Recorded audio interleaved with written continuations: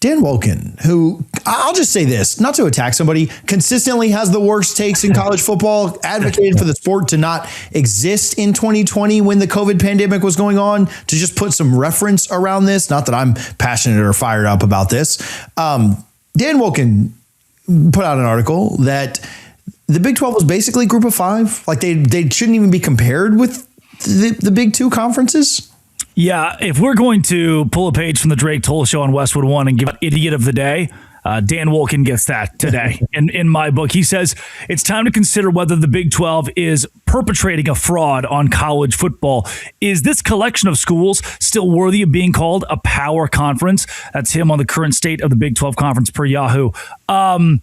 Iowa State beat Iowa. Nick Lee makes a great point here. BYU beat ranked Georgia Tech. Utah murdered UCLA, who beat Penn State, who beat the transitive property. Utah murdered, doubled up Nebraska. Matt Rule, the Big Red. Houston beat the SEC's LSU. TCU beat a ranked USC team who decided, credit to them, to play their players in the bowl game. UCF beat the seven-time Super Bowl champion Bill Belichick. Scott Frost could not make a bowl game in the Big 12 this year, but he could beat Bill Belichick in a football game.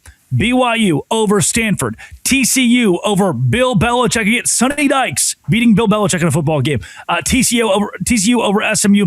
Baylor over SMU. West Virginia beating a Pitt team that was at the top of the ACC, that beat Georgia Tech, that made a lot of noise. Just because one team that is named Texas Tech lost to Oregon and lost badly, 23-0. I know it wasn't pretty. Just because that happened. And just because recently the Big 12 has not won a ton of college football playoff games doesn't mean this league is worse than the ACC. That I know for sure. It doesn't mean this league is leagues behind the SEC. We just watched multiple Big 12 schools beat SEC teams. And we saw Alabama lose worse than Texas Tech. If you're going to consider any league, TJ, to be Group of Five, it is the ACC sans Miami. And I know you're a Florida State guy, and there are plenty of people who are Clemson folks. Those are two brands that have not won consistently now in a little bit. Where, Clemson went to the college football playoff last year, but their past three seasons have been tumultuous. Their ACC championship victory was against SMU. In a 2-year span, TJ, we've seen SMU, Virginia, and Duke in the ACC championship game. Those fan bases didn't really know their teams had football until 2024. They're just now learning there's a football team on campus or around them. Miami has changed that narrative a bit, and now they're winning in the college football playoff, no doubt. I won't dilute that at all. But the depth of these two leagues, Team 16, now 17 for the ACC, even with Stanford in there, with Boston College especially in there, that's a lot different. UNC this year, a lot different than what the Big 12 is giving you top to bottom, with a West Virginia team who finished near the 16th spot in the Big 12, but beat Pitt this year, one of the best teams in the ACC. If there's any league we're putting big question marks on, it's not the Big 12. It's certainly the Atlantic Coast Conference. When I think about it, I mean, listen, my favorite team is in the ACC. And I don't like Miami, but you're exactly right. Like, it is Miami and everyone else. Like, that's just what it is, And I hope that's not the case. I hope next January when we're doing this, that's not the case. And I hope Florida State's gotten back to where they should be. For several reasons, I'm not a huge Clemson fan, but I hope Clemson's kind of back where they need to be, because the ACC is largely a joke.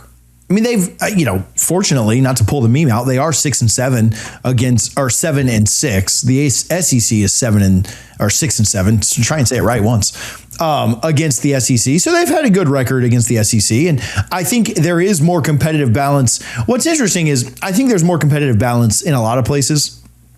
And the ACC certainly does not. And then the Big 12 by measure as well, just because they haven't performed as well in the college football playoff. I think they just don't get that benefit of the doubt.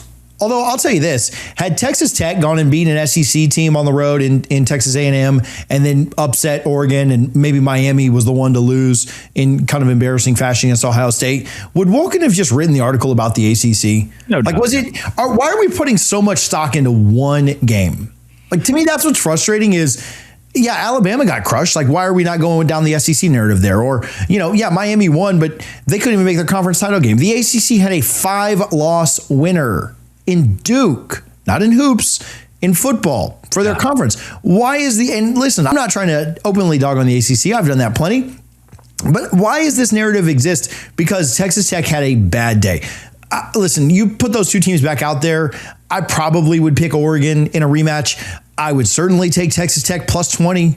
I don't think they're getting blown out like that again. And so, yeah, they had a bad day and made it look worse than it was. If that would have been a 17-10 game, does he write that article? And it wasn't a 17-10 game. Nothing against away from Oregon. Not trying to hypothetically get ourselves back. But the results of one game being what they are. I mean, Alabama lost to Florida State this year. Yeah. And then lost by 35 to Indiana. Like, not in basketball again. This isn't, don't get caught watching the paint dry. This isn't Hoosier. Like, we're talking about football.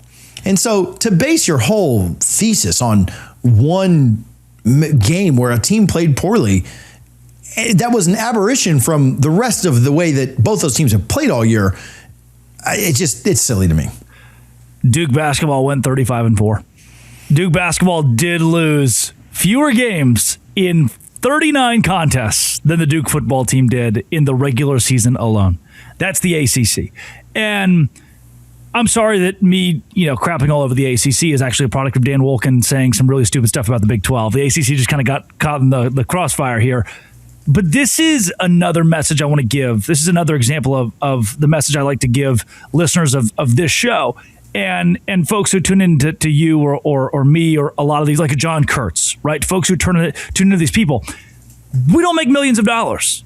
I don't know, but I don't think you do. Maybe you do. I'm sorry if I'm cutting you, if I'm diluting you here, but I don't think we're making millions of dollars. A lot of these guys are, and they're getting paid millions of dollars to come on your TV screen and on your radio to further build a narrative that points you toward 10 teams, 15 teams, so that those 10 or 15 can eat. And the more popular those 10 or 15 get, and the more these talking heads begin to prop them up, the more viewers, the more money in their pocket. This is inside trading is what it is in college sports and amongst the media now. When you turn ESPN on and they're spewing how the SEC is not dead yet, they're still good, bad matchups, excuse.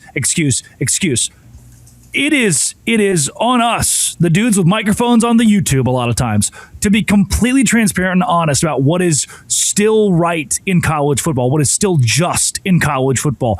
And for these people who get paid millions to question whether or not the Big 12 or even the ACC are power conferences still, and I know I throw it around there. TJ, we throw it around there every now and then as a joke, like, oh, well, the ACC might as well be Group of 5 now because Duke won the championship. No, you still have Clemson and Florida State and Miami. You still have teams that were gritty at the top of the league like Georgia Tech, and the Big 12 has that too.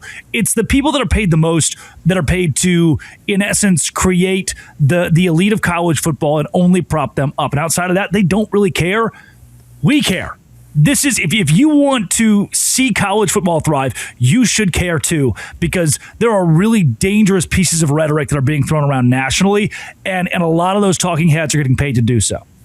Yeah, it is frustrating because so much of what we love about sports is the regionality. And we've talked about how with realignment that's changed a little bit. But what I don't think has changed is some of that regionality that we love. And the Big 12 is a vital piece of the college football landscape. And some may argue it's not as vital as the SEC or the Big 10. And that's fine. I don't, whatever. Have your debates on what you think is more important. Most of that comes down to preference.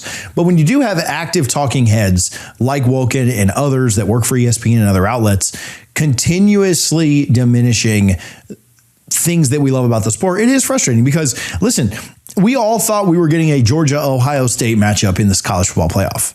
And you know what I think we're getting? A better game. And so, yeah, I don't like Miami. I would have liked to seen Georgia and Ohio State because I get caught up in the brand bias too. But people that actually love football should be pretty happy with what we're getting right now. And maybe take that a step further. You might have been pretty happy to see Texas Tech against Indiana. Now I know we're not getting that. And after a 23-point loss, you may not be thinking that way. But just enjoy the football for what it is and don't try and shift all of the narratives to prop yourselves up and make more money. That's what it all comes down to at the end of the day. Football's not dead as long as you stop saying football is dead. That's it. That's it.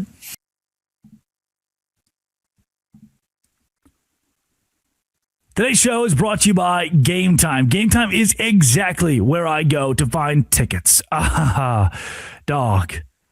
I love, on New Year's Eve, every year tradition now, going to watch the Avett Brothers. It's a band out of North Carolina. It's kind of niche, but I go watch the Avett Brothers in North Carolina, and I need cheap tickets. I want cheap tickets. Game Time has them for me. It's not just sporting events. It's concerts, too. I see college football tickets as low as $25. I see concerts as low as $25. Take the guesswork out of buying college football tickets, concert tickets, comedy tickets with Game Time. Download the Game Time app. Create an account. Use code LOCKEDONCOLLEGE for $20 off your first purchase. Terms apply. Again, code LOCKEDONCOLLEGE for $20 off. Download the Game Time app and do it today. It's Game Time. Download that app. Trust me, you won't regret it.